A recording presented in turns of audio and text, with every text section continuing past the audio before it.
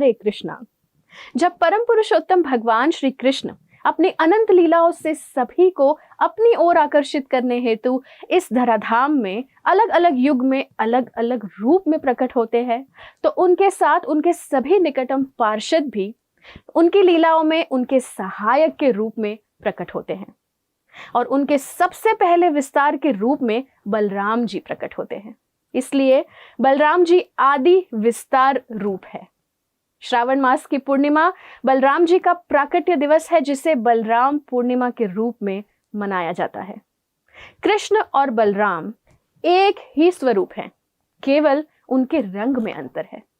भगवान श्री कृष्ण श्याम वर्ण के हैं और बलराम जी श्वेत वर्ण के हैं।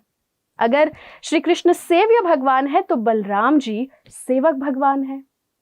बलराम जी श्री कृष्ण की अलग अलग लीलाओं में उनकी सहायता करते हैं, सिर्फ एक ही लक्ष्य से कि किस प्रकार कृष्ण की सेवा की जाए, उन्हें प्रसन्न किया जाए। वे विभिन्न प्रकारों से विभिन्न रूपों में श्री कृष्ण की सेवा करके दिव्यानंद की अनुभूति करते हैं।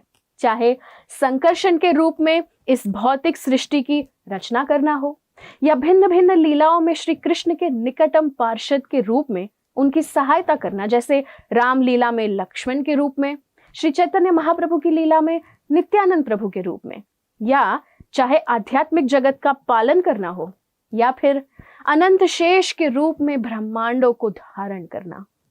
कृष्ण लीला में बलराम जी श्री कृष्ण के बड़े भाई होते हुए भी उनके सेवक की भूमिका निभाते थे। उन्हें श्री कृष्ण की शक्ति का पूरा ज्ञान है, फिर भी कृष्ण के प्रति अति प्रेम वात्सल्य भाव और लगाव के कारण वे उन्हें कभी अकेला नहीं छोड़ते। और कृष्ण भी अपने बड़े भैया बलराम जी का बहुत सम्मान करते हैं।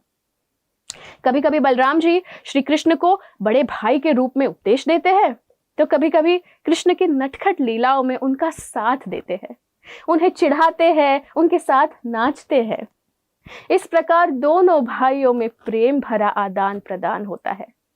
भगवान श्री कृष्ण अपनी बांसुरी की मधुर धुन से हर किसी को मंत्र मुक्त करके अपनी ओर आकर्षित करते हैं, और बलराम जी अपने हल से हमारे हृदय से काम, क्रोध, मोह जैसी सभी अनर्थों को हर के भगवान के प्रति भक्तिमय सेवा जागृत करने में सहायता करते हैं। इसलिए उनका हल भक्ति मार्ग पर आने वाली सभी बाधाओं के विध्वंसक का प्रतीक है। बलराम जी आदि गुरु हैं, वे सभी गुरुओं के स्रोत हैं, इसलिए वे गुरु का प्रतिनिधित्व करते हैं।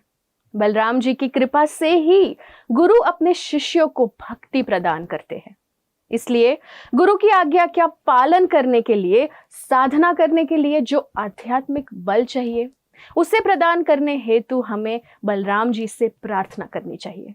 भगवान श्री कृष्ण को प्राप्त करने का सबसे सरल तरीका है उनकी भक्तिमय सेवा, जिसकी शिक्षा हमें बलराम जी की कृपा से प्राप्त एक प्रामाणिक गुरु का आश्रय लेने से मिलती है।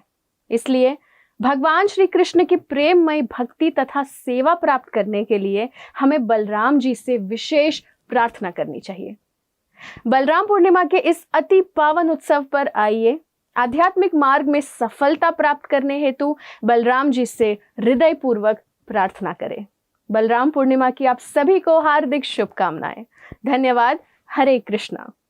ऐसे ही और भक्तिमय कार्यक्रमों के लिए देखिए हरे कृष्णा टेलीविजन, और इसे प्राप्त करने के लिए आप अपने केबल अथवा DTH ऑपरेटर से संपर्क करें तथा और अधिक जानकारी के लिए आज ही डायल करें 7666 839 839।